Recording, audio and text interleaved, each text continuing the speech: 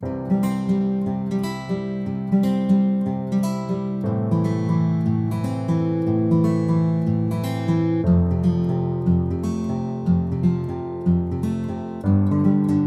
dia para você. Vamos começar aqui uma live falando sobre resiliência. A ideia é falar sobre resiliência.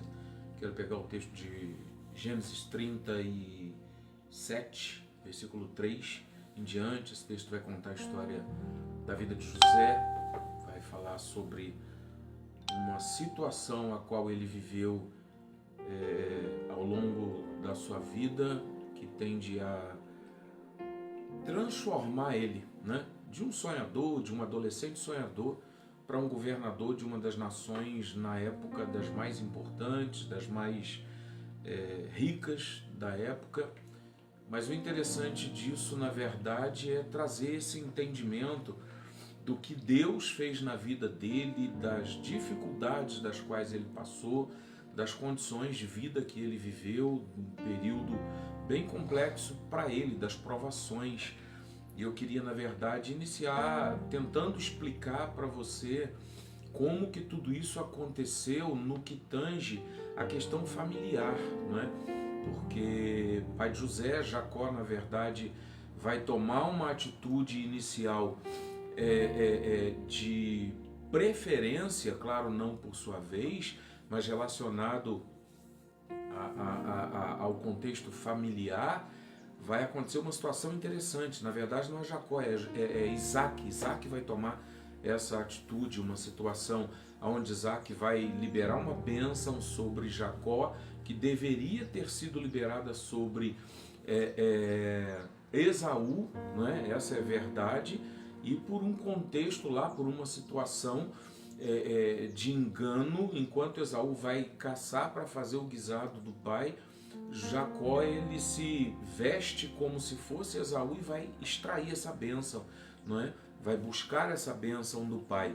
E nesse contexto, nessa situação, o que acontece é que vai se classificar aí uma preferência familiar, não é? E dentro dessa realidade, o objetivo meu aqui é explicar para você a dificuldade no relacionamento dos irmãos de José, tá, com ele mesmo. José era filho de Raquel, filho da velhice de Jacó, José e Benjamim. Os outros eram meio-irmãos, não é? Filho das outras mulheres de Jacó.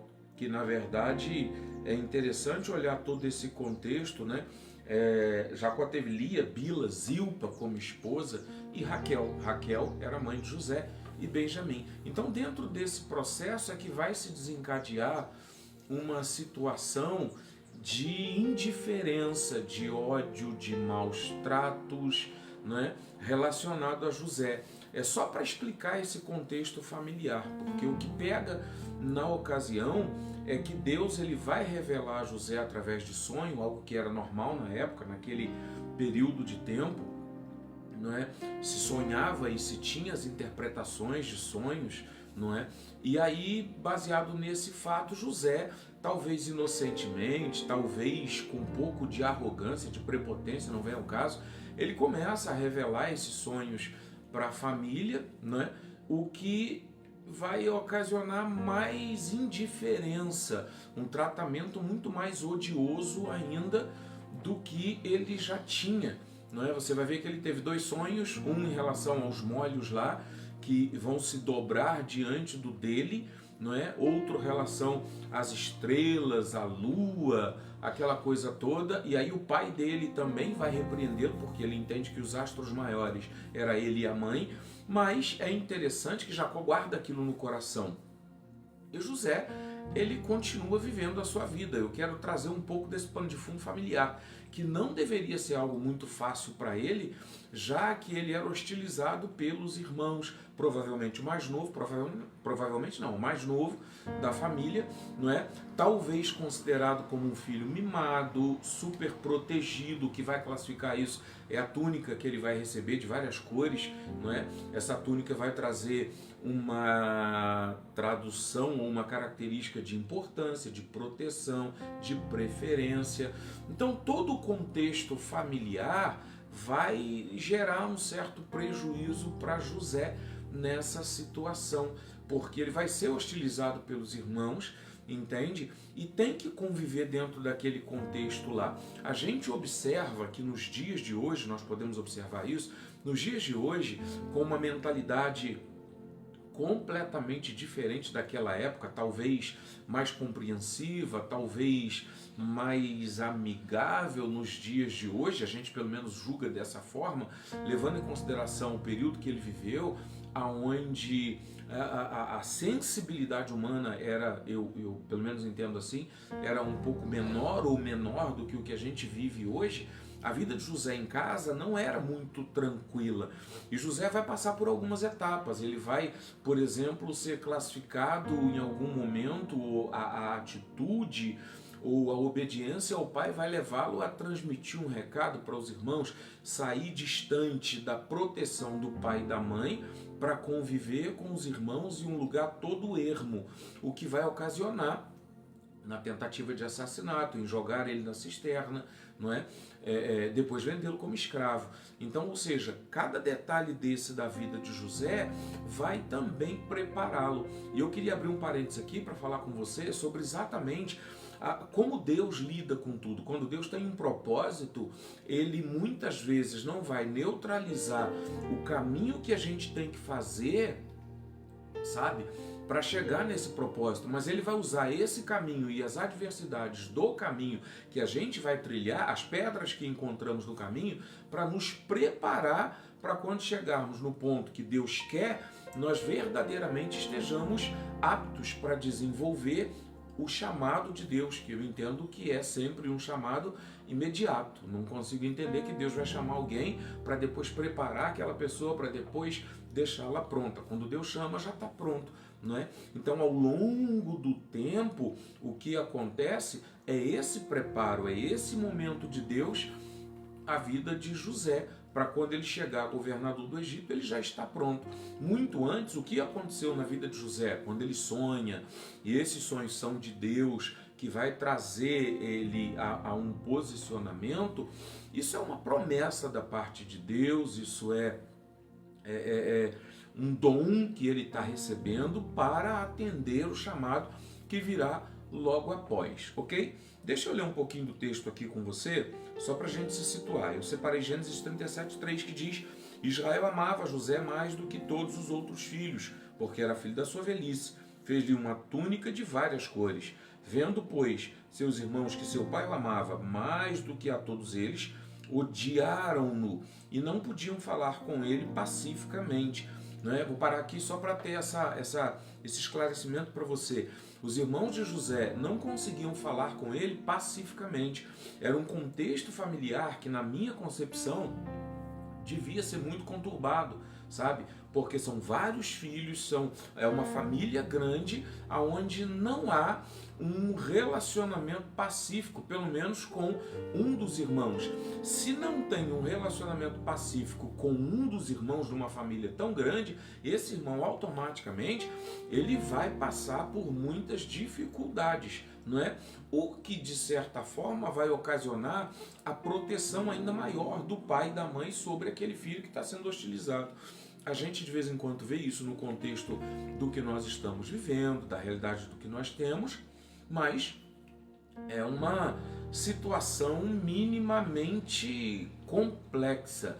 E o que eu queria falar com você sobre resiliência diz respeito exatamente a isso, porque José é preparado desde o contexto familiar a superar as dificuldades, a superar os problemas da vida, as questões da vida, porque a Bíblia não vai a fundo tratar da questão de como ele era desprezado, hostilizado pelos irmãos. O que a gente pode entender no tamanho do ódio, no tamanho da indiferença, é que eles em algum momento vão planejar até matá-lo, entendeu? Para neutralizar também os seus sonhos, que embora eles esperassem que a resposta de José fosse negativa quando eles questionaram no primeiro sonho, a gente vai ler aqui daqui a pouco, sobre José governar sobre eles, quando os molhos que representavam os irmãos se dobraram diante de José, eles esperavam uma resposta negativa. Essa resposta ela não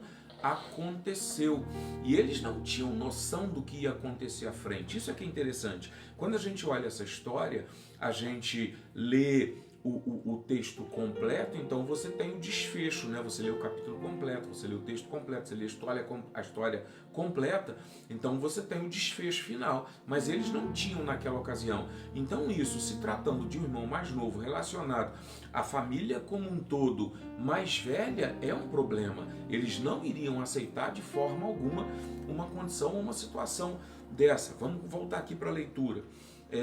Versículo 5, que vai dizer: teve José um sonho, que contou aos seus irmãos, por isso o odiaram ainda mais, e disse-lhes: ouve, peço-vos este sonho que tenho sonhado. Eis que estávamos atando molhos no meio do campo, e eis que o meu molho se levantava, e também ficava em pé, e eis que os vossos molhos rodeavam e se inclinavam ao meu molho. Então lhe disseram seus irmãos: tu, pois, deveras reinarás sobre nós?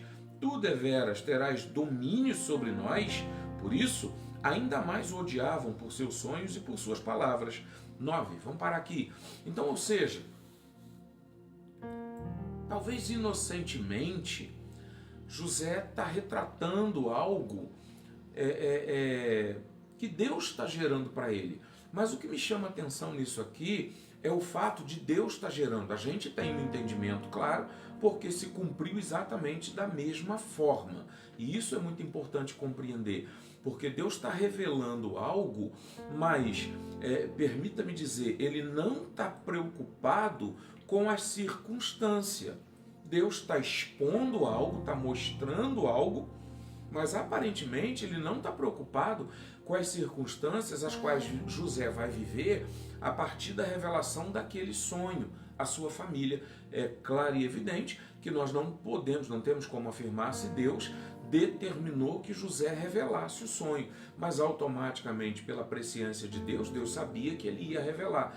E eu quero trazer isso para os nossos dias, relacionado a promessas e situações das quais a gente vai viver, vai experimentar. Existem promessas da parte de Deus sobre a nossa vida, que da mesma forma Deus pode não estar preocupado com as circunstâncias, com o que você vai ter que enfrentar, quantas vezes talvez você vai tropeçar e às vezes até mesmo cair, tá? Por conta dessa revelação, por conta desse processo que Deus está gerando para você.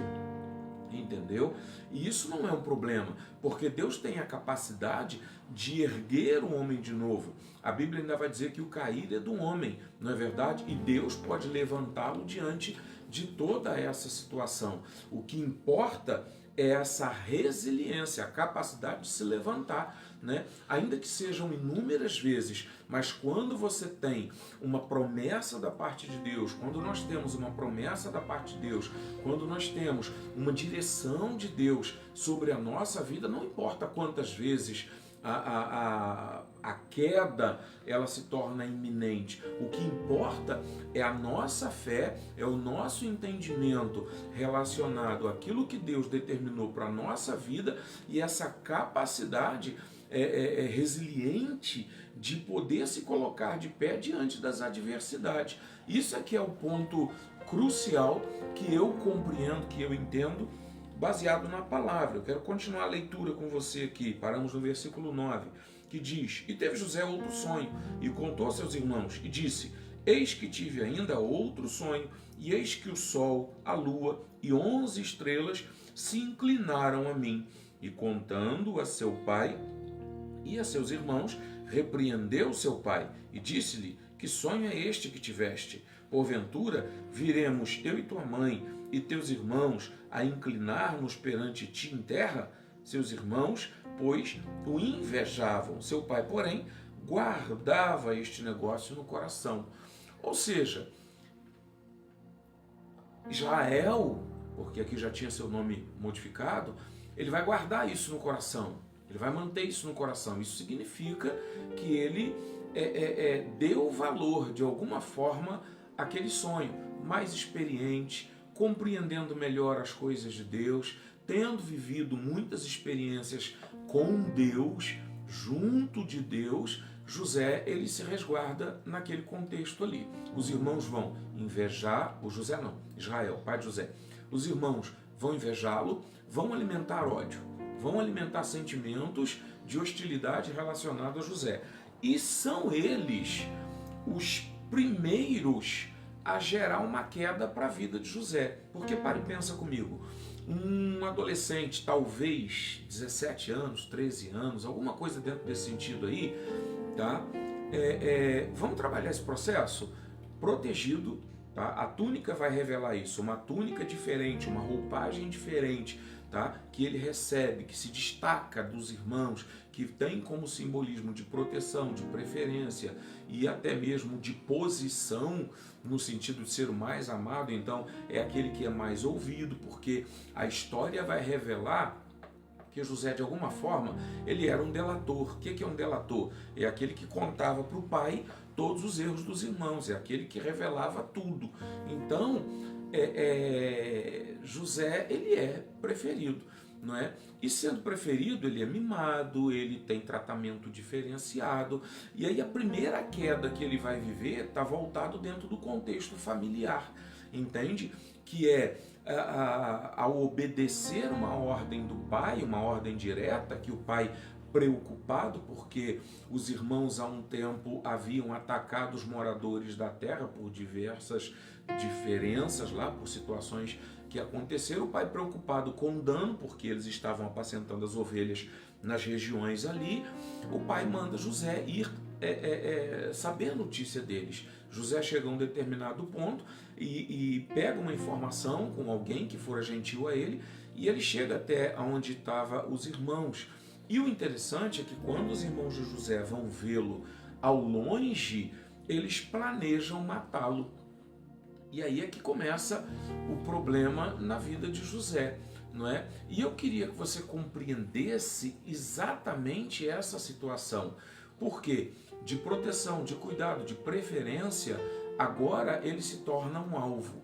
E um alvo a nível de uma hostilidade, de um ataque que ele nunca vivera até o momento. Talvez José, até o presente momento, nunca teve que lidar com a iminência de morte, e morte pela própria família, entende?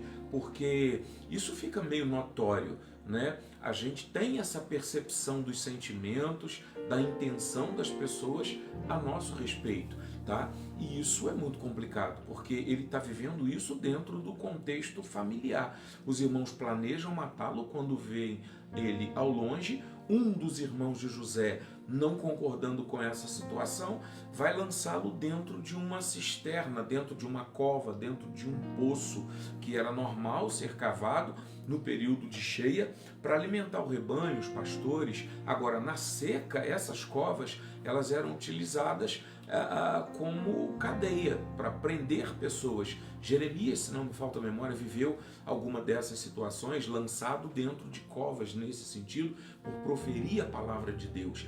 Então José, da mesma forma, ele vai ser lançado dentro daquela cova.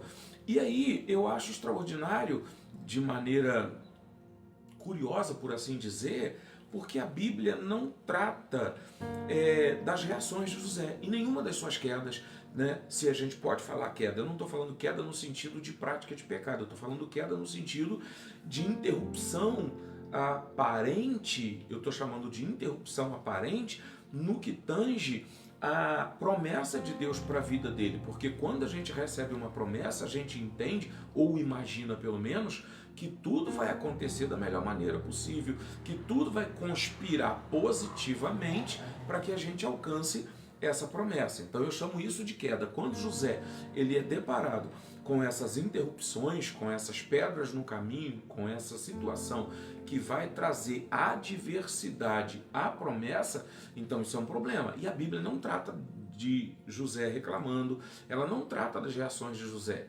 Entendeu? Isso é interessante. Na minha concepção, isso é uma forma de resiliência, tá? Porque mesmo diante da interrupção da promessa, ele se mantém de pé ou ele se levanta diante dessas situações. E aí eu queria que você compreendesse exatamente esse ponto, porque José dentro daquela cova, dentro daquela cisterna, a Bíblia não vai dizer quanto tempo ele ficou ali, a Bíblia só vai dizer que o irmão, um dos irmãos de José, enquanto os outros estavam comendo, eu não me lembro agora o nome, não sei se era Judá, não vou lembrar, tá? Enquanto eles estavam comendo, esse irmão de José, ele vai se distanciar deles, talvez com o objetivo de tirar José daquela cova e livrá-lo da intenção dos demais irmãos. Quando ele chega ali, José já não está, porque eles vão vender José para os mercadores no caminho. Só que eu queria me ater a um detalhe nessa situação que diz respeito ao que José estava pensando lá dentro. Entendeu? A gente vê profetas que vai para debaixo de um zimbro e vai pedir a Deus morte diante de adversidades assim. Parece que Elias, não é? No contexto geral, no dia a dia, contextualizando isso, a gente vê a agonia, a dificuldade, muitas vezes a murmuração, uma série de situações que nós seres humanos vamos passando quando essa adversidade vem. E eu fico olhando José dentro daquela cova, tá? Que é uma queda, entendeu? Uma interrupção. E o que ele imaginava, o que ele pensava, o que ele via, o que ele entendia, porque na minha concepção eu fico olhando o seguinte, vou imaginar eu dentro da cova no lugar de José, eu vim para cumprir uma ordem do meu pai, preocupado com os meus irmãos. A intenção de José, vamos imaginar que essa intenção de José fosse inocente ao revelar o sonho. Ele está mostrando preocupação, ele está mostrando interesse, ele mostra amor por cumprir a ordem, ele mostra uma positividade dentro desse contexto. E agora estou pagando por uma obediência. Como é que você entende, como é que você lida, sabe? Quando na verdade o resultado da obediência, o resultado de submissão, ele é o contrário do que a gente espera. Porque quando a gente é obediente e submisso, a gente espera tratamento de positividade. Quando isso vem o contrário, o que passa na tua mente, como é que funciona isso aí? Então eu fico olhando José dentro daquela cisterna, olhando essa situação. O que na verdade a intenção do irmão de José, mesmo que ele tinha a intenção de talvez devolver José para o pai, foi positiva, porque eles desistiram de matar José para vendê-lo como escravo. Para José não vai mudar muita coisa, não é verdade? Muda porque ele está vivo, não é? Mas no contexto familiar, o segundo ou o terceiro problema na vida de José, porque o primeiro era a hostilidade dentro de casa, o segundo é a tentativa de assassinato, e o terceiro é ser vendido como escravo, desprezado pela família. Essas são as situações que José estava enfrentando até o presente momento, e ele tem que se manter de pé. E é interessante olhar a mentalidade de José, que se a gente fizer o caminho inverso da história dele, de trás para frente, você vai ver José dentro da cadeia, servindo da melhor maneira possível a ponto de Deus honrá-lo. Você vai ver José na casa de Potifar, tá? Servindo de uma maneira tão extraordinária a ponto de Deus honrá-lo com isso. Então essas situações, elas vão evidenciar um José íntegro, vão evidenciar um José, segundo a minha ótica, minha interpretação, honesto, correto, sem amargura, entende? Pela forma com que ele lidava ao longo do tempo, mesmo as coisas se dificultando cada vez mais. Isso, na minha concepção, é algo extraordinário, é algo interessante, tá? A gente não é assim, nós não somos assim, nós não conseguimos viver assim muitas vezes. A gente se perde ao longo do caminho, trata hostilidade com hostilidade, trata indiferença com indiferença, trata desprezo com desprezo, desvalorização com desvalorização, e a gente não aprende isso nessa história, não é verdade? A gente aprende exatamente o contrário, olhando essa realidade da vida de José. Então vamos lá. José era um sonhador? Sim, um sonhador, podemos dizer isso, tá? E não só um sonhador, também um intérprete de sonhos, né? Porque quando foi necessário isso, o aconteceu. O que eu acho interessante é isso aqui. José ele vai sair de sonhador para a iminência de morte, ele é vendido como escravo, ele vai viver na casa de Potifar, ele é tentado na casa de Potifar e depois ele vai para a prisão, entendeu? É interessante, eu espero que você esteja me compreendendo, que você esteja entendendo isso. Eu não sei aonde essa live vai parar, quanto tempo, eu não sei o alcance disso, mas essa história ela é extraordinária e traz para nós esse despertamento para sermos resilientes quando temos uma promessa de Deus, quando temos um chamado da parte de Deus e aí já exercemos aquilo, porque mesmo no campo da promessa quanto no atender o chamado, a gente vai passar por adversidade, a gente vai tropeçar, a gente pode cair. Eu vou repetir aqui, não estou falando de queda no sentido de prática do pecado, mas eu estou falando de queda no sentido da interrupção desse chamado, desse processo todo. E aí eu estou olhando ainda José dentro daquela cisterna e agora os irmãos vão tirá-lo dali. Talvez José estava pensando, poxa, eles vão pedir perdão, eles vão querer se consertar comigo, eles vão buscar algo de positivo comigo, mas não, eles vão vender José para mercadores. Então o desprezo é algo muito claro dentro dessa realidade. E eu fico olhando a mentalidade. Se José estava nessa faixa etária de idade, todo mundo, pelo menos nos dias de hoje, vai entender as batalhas interiores que essa idade, em torno de 17 anos, ela vai trazer, tá? De uma série de dúvidas, de uma série de situações. E José, ele vive hostilidade desde pequeno. Como eu expliquei para você a razão dessa hostilidade, ele vai viver essa realidade desde pequeno. Isso vai acompanhá-lo, entende? Então, quando os irmãos tiram José para vendê-lo para os mercadores, ele agora vai ter uma queda, num certo sentido, porque de membro de uma família, agora ele é só um escravo. De alguém que é protegido, de alguém que tem um posicionamento dentro da família, de alguém que é preferido, agora José, ele se torna escravo. Escravo não tem vontade, escravo não tem... Deixa eu tomar uma água aqui. Escravo não tem vontade, escravo não tem direito, escravo não tem preferência, escravo não tem sonhos, sabe? E o extraordinário dentro dessa situação é que quando vem a adversidade, a interrupção que poderia estar sendo crescente na vida de José para chegar ao chamado a governador do Egito, agora ele não tem sonhos. Agora José não sonha mais. José sonhava enquanto estava em casa, José sonhava enquanto estava no meio dos irmãos. Agora que aparentemente, segundo uma ótica, pode ser minha, tá?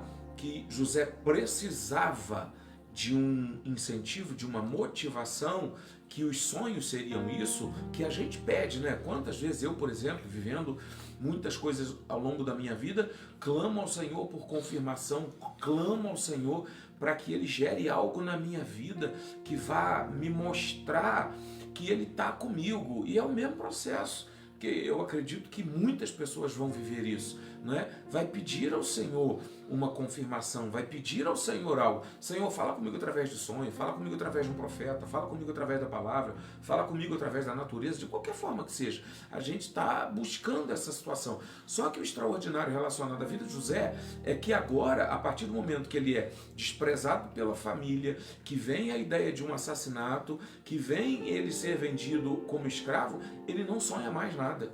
Não tem sonho, a Bíblia não revela nenhum sonho, só mesmo as adversidades, só mesmo o problema. E às vezes o que eu fico olhando dentro desse processo é exatamente essa situação, tá? Como ter força, de onde tirar força para se levantar num momento como esse? Como fazer isso? Como viver essa realidade, sabe? De ter que se levantar, porque quando tudo está indo bem, entendeu? Quando as coisas estão conspirando ao nosso favor, a gente já tem a motivação, que é o conspirar de tudo à nossa volta em favor daquilo. Quando a gente está no centro da vontade de Deus e tudo à nossa volta confirma aquela realidade, então automaticamente a gente sabe que está no processo. Agora, quando a gente, estando no centro da vontade de Deus, mas não há confirmação, não há ninguém que identifique isso junto com você, as circunstâncias são o contrário,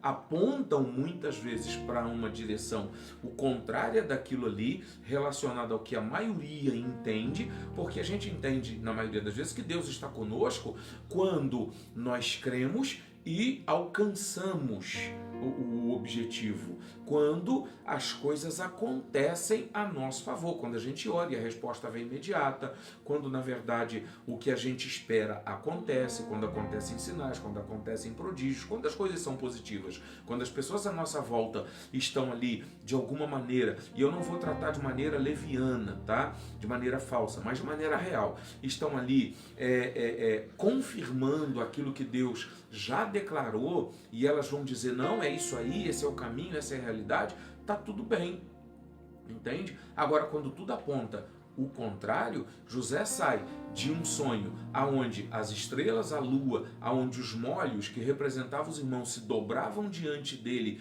o que trazia o entendimento de ele ser governo, dele ter autoridade, para escravo.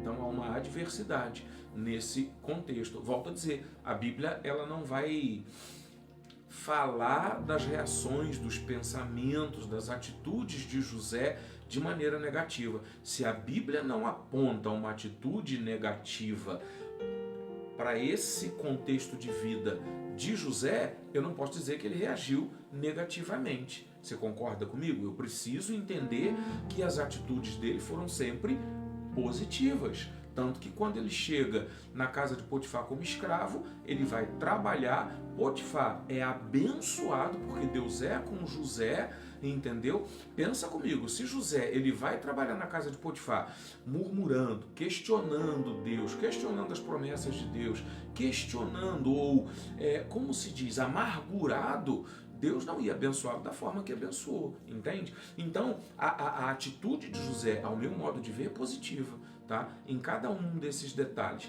E a gente precisa aprender com essa história. Eu preciso, você precisa, todos nós precisamos aprender com essa história. Até porque todas as pessoas que têm um chamado da parte de Deus ou que têm uma promessa da parte de Deus de maneira significativa, vai viver a adversidade. Vai ter problemas, vai ter dificuldades, ou vão ter, não é verdade? Então isso é um ponto interessante. Quer saber se Deus tem um plano com você? Tá?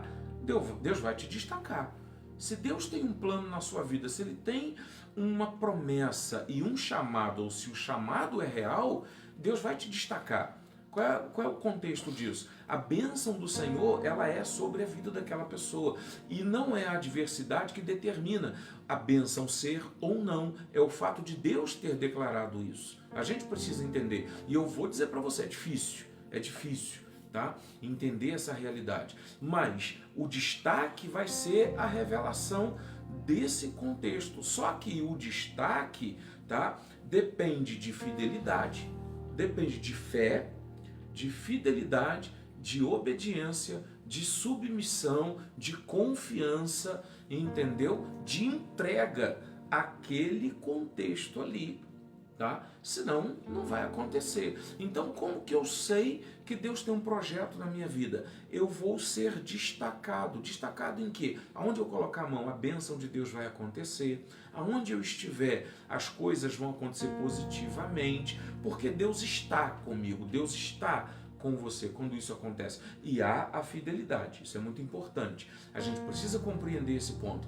Então não interessa o tamanho da adversidade. Você vai ver que José, ele vai para dentro de uma cisterna e a coisa só piora. De dentro da cisterna é vendido como escravo. Para mim, ser vendido como escravo, ser escravo é uma situação muito complexa, porque você perde completamente a sua dignidade, você perde o direito, você perde uma série de coisas. Você é escravo, pronto, acabou. Tá? A coisa se finaliza naquele ponto. É o nível mais baixo no contexto de dignidade de um ser humano. Tá? Ser escravo de alguém. Entende? E aí, nessa realidade, o que a gente vê é exatamente um José permanente, confiante. O que motiva ele? O que motiva ele é o sonho que ele teve lá atrás, é a fé que ele tem no cumprimento daquilo ali, é o conhecimento que ele tem de quem Deus é na vida dele. Essa é a motivação. Só que agora eu preciso que você compreenda: Deus não está falando, Deus não está revelando, Deus não está mostrando, Deus não está anunciando absolutamente nada. Então eu só preciso, e o que eu tenho a fazer, é crer, tá? Crer, confiar. A motivação, tá? É tão simplesmente confiar em algo que se perdeu ao longo do tempo, tá? Se perdeu a lógica humana, na ótica humana, tá? Lembra do que eu estava falando? Que não há uma crescente na vida de José, porque um adolescente ou um homem, qualquer que seja a idade dele, quando ele tem uma promessa, por exemplo, ele tem um sonho, ele entende que esse sonho provém de Deus para a vida dele, de que ele vai governar sobre pessoas, a ideia é crescimento contínuo. Pode ser lento, pode ser pode ser um caminho lento, pode ser um caminho de muitas voltas, mas a gente entende crescimento contínuo. Só que a partir do sonho, o que José teve não foi uma ascendência, ele não viveu uma ascendência, ele viveu uma decadência, entende? E aí o que motiva quando você está ainda nesse caminho da decadência? Tá? É a fé, é a confiança, é a certeza de que Deus vai cumprir, é a certeza de que Deus está no controle, entende? É a resiliência, essa capacidade de entender: não, eu vou levantar, eu vou me erguer, eu vou avançar, eu vou prosseguir. Talvez a pessoa até tenha fé, mas ela não é resiliente, ela não tem essa determinação dentro de si. Eu costumo dizer, ou costumava dizer, que eu não sou bom de crer, não era bom de crer, mas eu posso dizer de alguma maneira que eu procuro ser obediente, tá? E esses dias eu estava vendo uma ministração onde a pessoa estava dizendo que se Deus determina algo, Ele dá uma ordem para você fazer, e você começa a fazer aquilo não vendo o resultado, você passa a desacreditar, e assim, eu acho que não vai se cumprir, eu acho que não vai acontecer, na verdade eu não... Mas você continua fazendo, então você está sendo obediente, não é verdade? Não é? A gente tem uma parábola de Jesus, ele vai revelar exatamente esse ponto, não é? de um chamado para dois filhos, de um pai que determina uma ordem para o filho. O primeiro diz que vai fazer e não faz. O segundo diz que não vai fazer, mas chega a hora ele está lá para fazer, para cumprir aquilo ali, entendeu? Então isso é muito extraordinário. Olhar esses detalhes é algo extraordinário. Desculpa, só um momento. Mas a gente precisa chegar ao ponto de compreensão desse contexto do que Deus quer gerar para a nossa vida nesse ponto.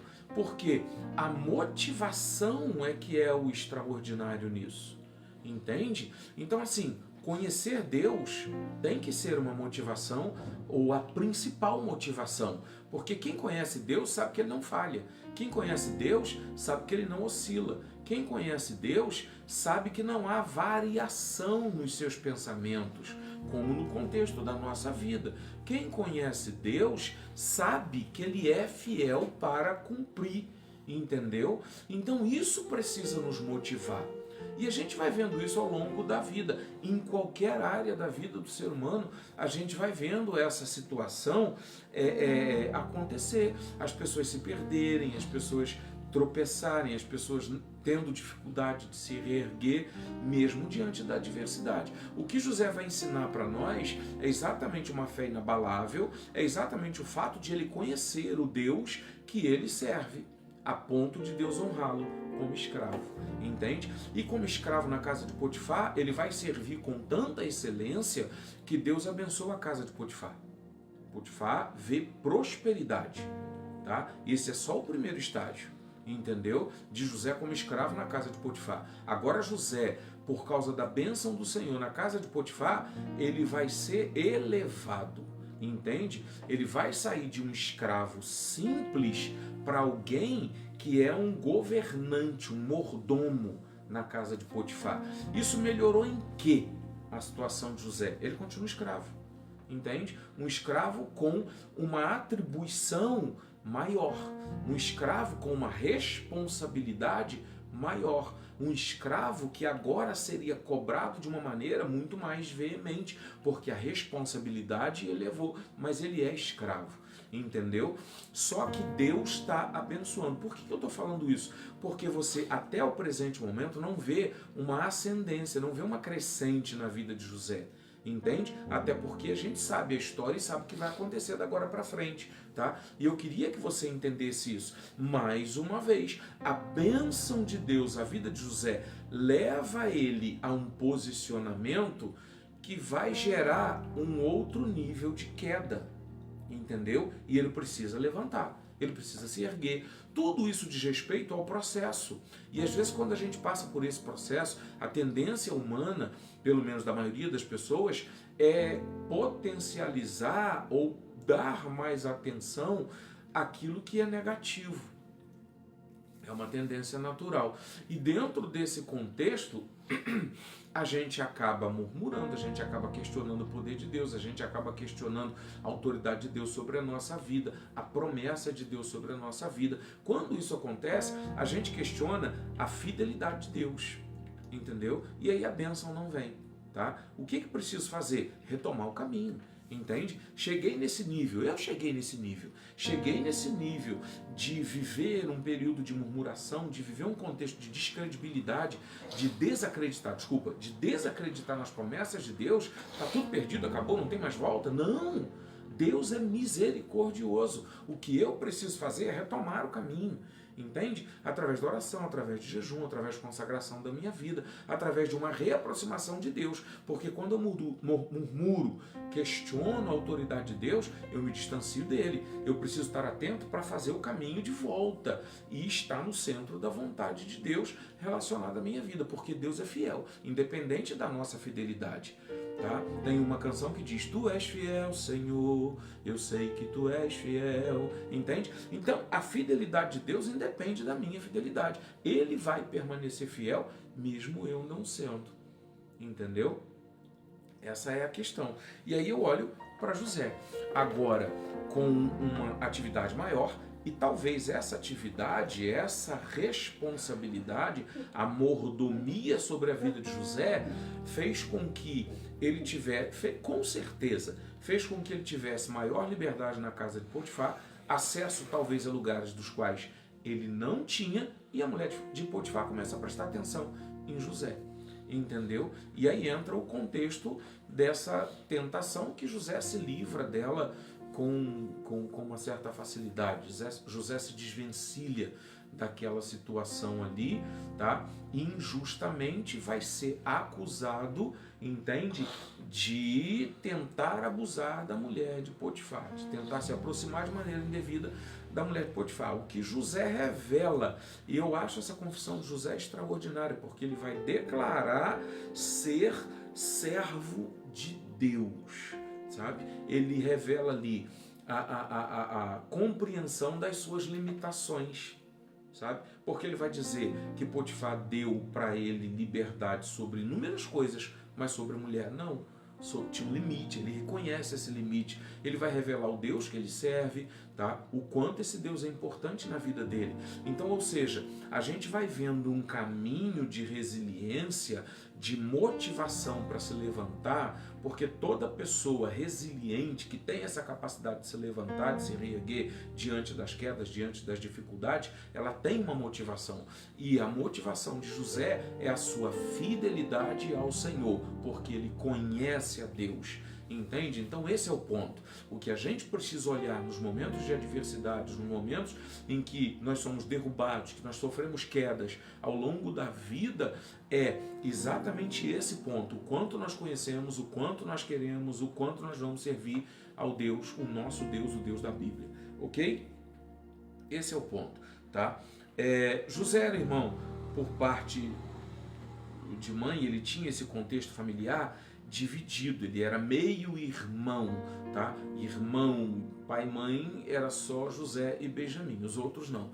Então, toda essa adversidade que ele viveu na sua casa vai calejar ele, vai preparar José para as adversidades futuras que ele iria viver. Entendeu? Toda a hostilidade passada. Então, se a gente fizer um caminho, a gente vai ver desprezo, a gente vai ver ódio, tratamento impaciente, a gente vai ver desprezo, tá? A gente vai ver uma tentativa de assassinato ou um planejamento nesse sentido. A gente vai ver o desprezo por forma maior quando ele é vendido como escravo. Em todas essas etapas, em todo esse percurso da vida dele, você vai ver Deus preparando ele para chegar a um determinado ponto. É aquela máxima: a guerra que eu vivi no passado me preparou para a guerra que eu vou viver no futuro. Entendeu? A prova que eu vivi no passado me habilitou para passar uma prova maior ao longo de um futuro. O que me motiva é a fidelidade de Deus. Entendeu? O que precisa me motivar é o quanto eu conheço de Deus, que aí vai revelar a fidelidade dele, o cuidado e a autoridade dele sobre a minha vida, e aí nós vamos. Entendeu? A Bíblia, ela é muito clara e transparente ao longo das histórias dos grandes homens de Deus, que essas adversidades vêm. A gente vê que Jesus passou por situações assim. Se Jesus, a segunda pessoa da Trindade, não é verdade, se humanizou, veio para a Terra, sofreu, nós não vamos? Claro que vamos, entende? O problema é quando o sofrimento chega, tá? Porque falar disso quando a gente está vivendo uma situação agradável é uma coisa. Expressar uma convicção quando tudo está agradável, essa convicção, na verdade, ela é uma convicção hipotética, uma coisa que, não é? Agora, quando você vive na pele, é que há aquela divisão dos homens para os meninos, não é verdade? Daquele que serve a Deus de verdade, relacionado àquele que só acompanha a multidão. Esse é que é o ponto que a gente precisa ter de atenção na nossa vida, tá? Então, assim, a hora passa muito rápido, nosso Deus. O que acontece nesse processo aí? Estou olhando ali, a conexão tá lenta, tá? Gente, é um prazer ter vocês aqui. Eu me empolguei aqui, fui falando. Tia Déia tá ali, Nilson, Ana, Sidneia, entende? É um prazer já ter vocês aqui. Estamos já caminhando para o fim, tá? Dessa história de José, do ensinamento que ele traz para nós. Mas então, olhando esse processo, olhando essa situação, vem agora a tentação para ele, entende? Porque a mulher de Potifar vai investir contra a vida dele, ele foge daquele contexto, não é revelado para onde ele foge, como acontece, só que você precisa entender, ele é escravo, entende? Então ele não tem muita saída. Para onde ele fosse, em qualquer direção que ele tomasse, ele não deixaria de ser escravo, tá? Há um ponto crucial aí para José deixar de ser escravo. Entende? Até então ele é escravo e todo mundo que olhar para ele vai reconhecer lá o escravo, entende? Então ele não tem fuga, não dá para fugir. Escravo não consegue fugir, porque o contexto de escravidão ele é implantado na mente, tá? Um preso, uma pessoa que é presa, ele tem a mente livre, ele vai pensar em liberdade. O escravo não, o preso ele pode estar preso, encarcerado, mas a mente dele é livre. Ele está pensando lá fora, entende? O escravo é o oposto. Ele pode estar lá fora, mas a mente dele é cativa, entende? Porque ele é um escravo, tá? E aí, o que acontece? A fuga de José é uma fuga momentânea e a fuga de uma situação. Como que eu consigo provar isso? É que José vai ser preso, entende? José não viveu foragido. Tá? José vai ser preso logo após. E é interessante o que eu vou falar com você agora, porque essa acusação deveria levar José à morte. Ele deveria ser eliminado. Mas Potifar coloca ele na prisão. E segundo a história, a prisão para onde José vai é uma prisão meio que política. Entende? Não é uma prisão para qualquer pessoa. É uma prisão para pessoas num certo nível, ainda que escravos, mas num certo nível de importância. E o principal é que a acusação deveria ser para a morte, se você olhar o contexto histórico, entende? E José vai ser preso. dá a impressão de que Potifar não engoliu tão profundamente a acusação da mulher dele, não. Ele provavelmente sabia com quem ele lidava, entende? Fato é que Deus vai preservar José. Só que aí é um fator interessante. José é preso, ele deixa de ser escravo? Não. Agora ele é um escravo e prisioneiro. Agora ele está encarcerado. Duas prisões nós entendemos aqui. Uma é a prisão natural de não ter a liberdade de ir e vir, e a outra é a prisão intelectual. Uma é física e a outra intelectual, porque ele é preso fisicamente e intelectualmente, porque ele continua como escravo, entendeu? Dentro da prisão ele vai servir, que é a característica de um escravo, servir. Entende? Ele precisa servir. Ele é servo. Escravo é servo, né? Então ele tem que servir. E ele vai servir na prisão a ponto de Deus abençoá-lo, porque ele simplesmente serve com excelência.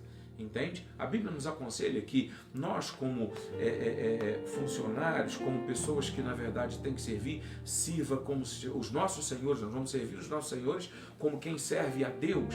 Então esse é basicamente o mesmo processo, tá? E José, ele continua nesse processo, ele continua nessa situação. E o carcereiro ali dá certa liberdade para José, tá?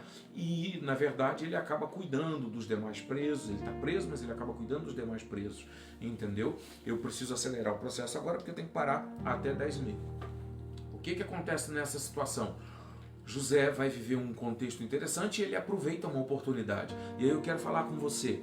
Olha, nós somos servos de Deus, precisamos ser fiéis ao Senhor, precisamos crer no Senhor, precisamos saber que Deus ele é fiel às suas promessas, mas tem um outro aspecto que é interessante, é a nossa parte. Tem coisa que a gente precisa fazer, e eu aprendo isso com José, tá? José aproveita uma oportunidade, entendeu? E aqui não é ajudar Deus, entendeu? José não está ajudando Deus, mas ele aproveita uma oportunidade que veio à sua mão, é a sua parcela dentro daquilo que ele pode fazer, entende? Tá?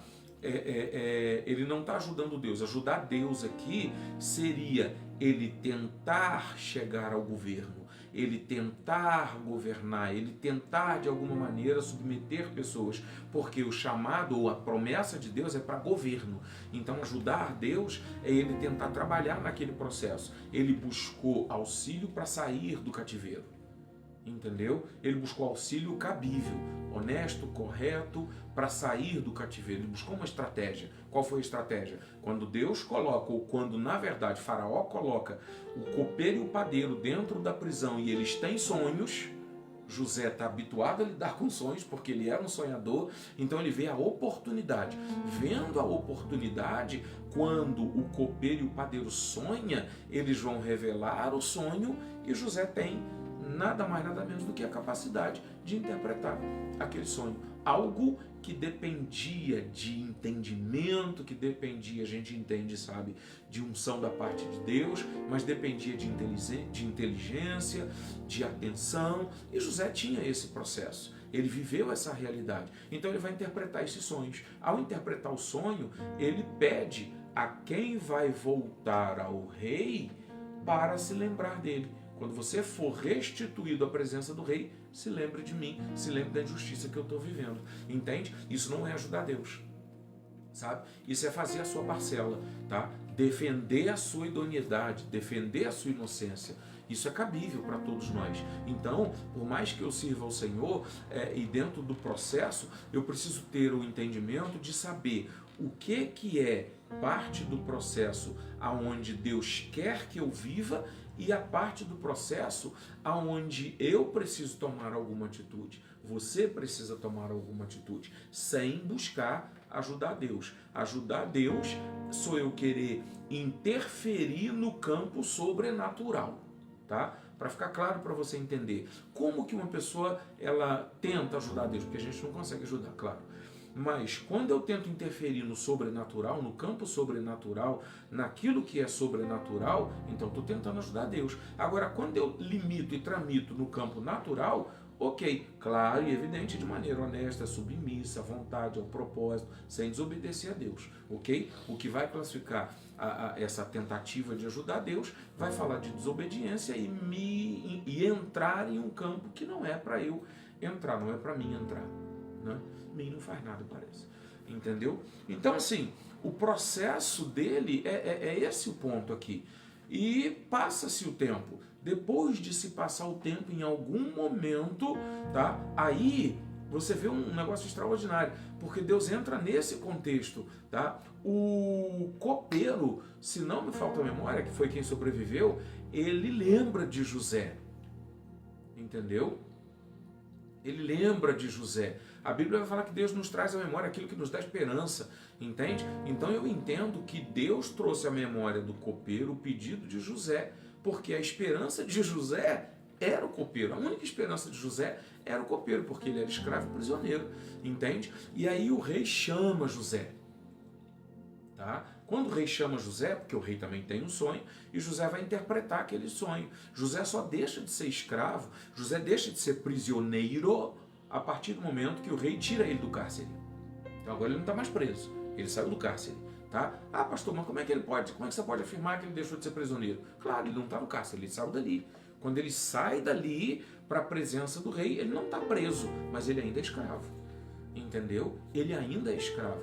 Gente, qualquer dia, em qualquer momento, eu quero falar sobre essa condição de escravo ou escravidão, tá? A única coisa que vai quebrar a condição de José como escravo é quando ele é instituído governador. Agora ele não é mais escravo, ele foi instituído, porque o nível de autoridade, todo escravo, para deixar de ser escravo, ele precisa ser comprado, entendeu? Tá? Ou liberto pelo dono. Entende? Tá? Ou alguém maior do que até aquele dono, que no caso foi o governador, foi Faraó. Entendeu? Que instituiu José como governador do Egito. Agora ele deixa de ser escravo, alcançando a promessa de Deus, atendendo agora o chamado de Deus. Deus chamou, agora você vai ser governador, entendeu? E rapidamente José sai do cárcere, deixa de ser escravo e se torna governador, atendendo o chamado de Deus, ok? Se levantando ao longo da história, servindo a Deus com humildade e obediência, ele alcança o processo, entende? Do que Deus propõe para ele. Então agora ele tem um título que é maior do que o título de escravo. O que liberta o escravo é o título que ele tem, entende? No contexto do escravo, a carta de alforria é um título. Ele foi alforriado, ele foi libertado, ele foi liberto, melhor dizendo, tá? Ele se tornou livre. Então esse é o ponto crucial na vida de José. O faraó vai colocá-lo como governador do Egito. Aí vem o contexto da história. José, vem a fome, vem a fartura. José, ele cumpre o propósito de Deus guardando, amparando o Egito da fome, baseado na colheita. Vem a fome sobre a terra, a família de José vai parar lá no Egito. José tem a oportunidade de castigar os seus irmãos, por assim dizer, e, por fim, salvar a sua família da morte iminente, que seria a fome. Salvou o povo de Deus, entendeu? Que essa foi a missão de José, não é? Não é só um contexto familiar. Nós não podemos entender a família de José só num contexto familiar. Nós precisamos entender a família de José como as 12 tribos de Israel, não é? O povo de Deus, o povo escolhido por Deus, não é? A nação eleita, por assim dizer. Então, esse é o ponto crucial da história de resiliência da vida de José, sabe? Que traz pra gente inúmeras lições para a nossa vida, de como nos levantarmos, de como permanecermos diante das adversidades, de entendermos que quando as coisas às vezes pioram, não significa que Deus não está no processo, que Deus não está agindo, mas Deus está nos ensinando a levantar-nos diante das adversidades. Esse é o ponto, isso é o que eu queria falar com você nessa manhã. A gente está voltando a fazer essas lives aí há algum tempo atrás. Olha só, a última live de domingo de manhã que eu fiz foi período de pandemia, talvez um pouco depois, sabe? E agora voltando aí a todo vapor, em nome de Jesus, sempre com uma palavra, sempre com uma instrução para a sua vida, entende? Queria te pedir para tão simplesmente estar orando pela gente, assim como a gente também vai buscar orar ou está orando por você, clamando a Deus para que o povo de Deus seja abençoado. As situações que nós estamos vivendo, muitas delas são passageiras, outras não, porque Jesus está voltando e muitas coisas têm que se cumprir. Mas o que eu quero é dizer para você para estar ligado aí. A gente vai estar sempre postando alguma coisa, sempre mostrando alguma coisa. Por enquanto no meu Facebook, para eu poder fazer live no Instagram, eu preciso agora de 1000 inscritos, entendeu? A ISP, né? Igreja Sem Parede, tem um canal no Facebook, tem o Instagram e tem o YouTube. Sempre só se digitar lá, Igreja Sem Parede, vai aparecer alguma coisa. Segue a gente, acompanha, compartilha, entende? Para que a gente consiga propagar a palavra de Deus de uma maneira plena, ok? Que a mão do Senhor seja sobre a sua vida. Eu quero orar com você.